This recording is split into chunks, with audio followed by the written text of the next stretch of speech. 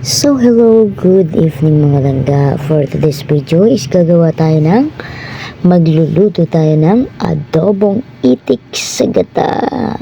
Sarap, diba? Panoorin hanggang dulo kasi makikita mo ang sikreto kung paano mo sarap. O diba? Sauce pa lang, ulam na.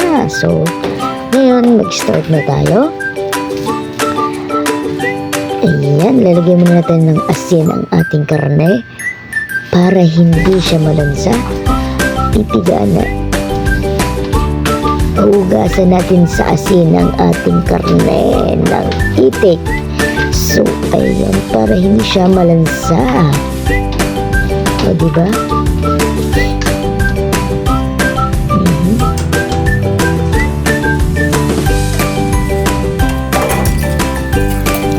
Yan, hugasan natin hanggang sa matanggal yung asin.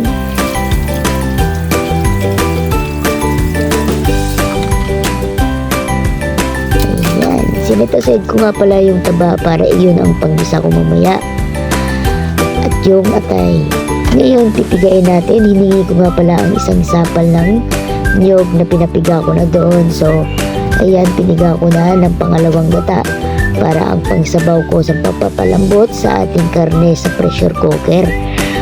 Ayan, para malasang gata.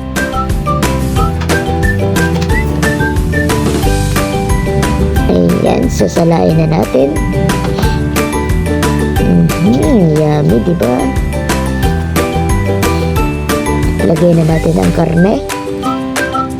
Lagyan natin ng asin. Lagyan natin ng laurel at ang ating aswati powder. So, ayan. Tapos na siya. So, maghihiwa na tayo ng ating luya, bawang, sibuyas.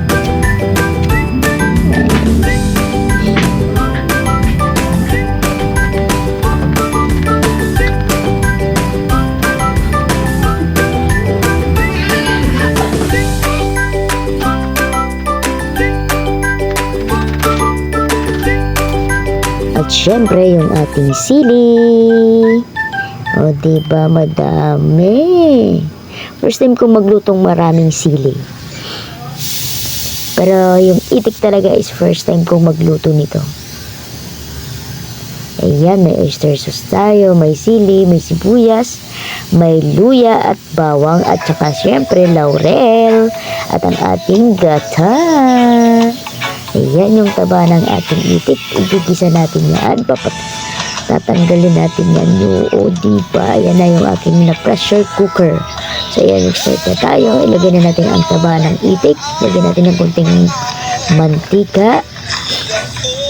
Nilagay ko nga po pala yung atay dyan. Hindi ko siya sinama sa pressure cooker. Baka kasi madurog. So, ayan. Pinamantika ko na ang taba ng itik para lasang-lasa.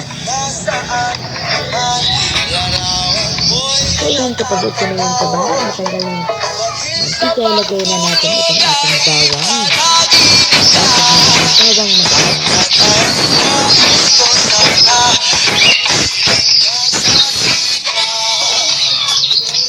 Samid na natin ang ating luya.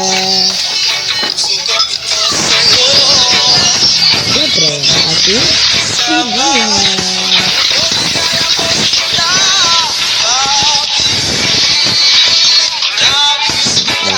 Don't forget that it's that perfect and pasarap. Diba?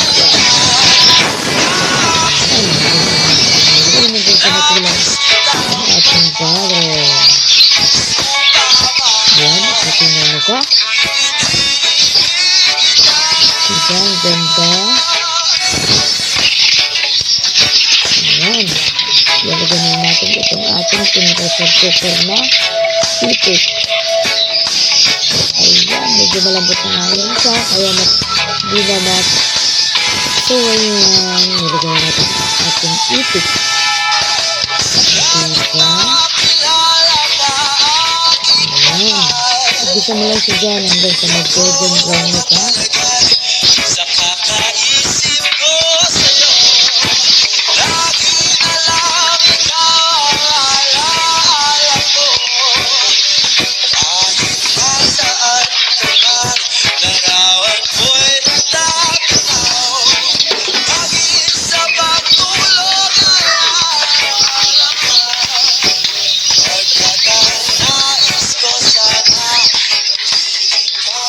Ayan, kapag golden brown na yung ating karne, pwede na natin ilagay ang ating toyo. At saka yung ating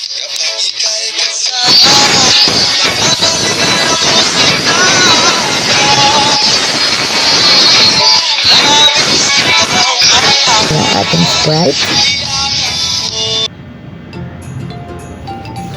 At saka yung ating pinakuluan kanina sa pressure cooker na sabaw.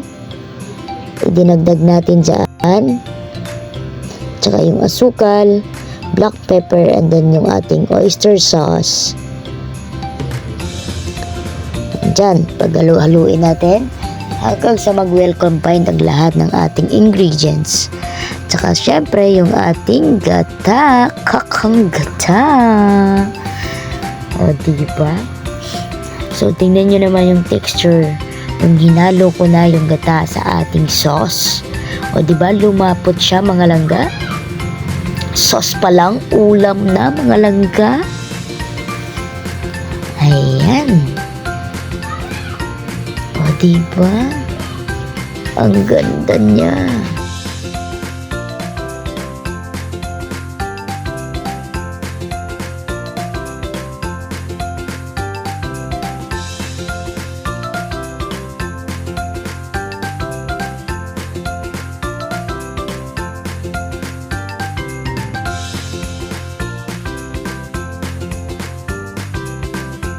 So ayan, nagpiga ako ng kalamansi dyan. That's the ingredient, secret ingredient. Sa dulo mo ilagay yung kalamansi para lasang-lasa siya sa iyong niluluto.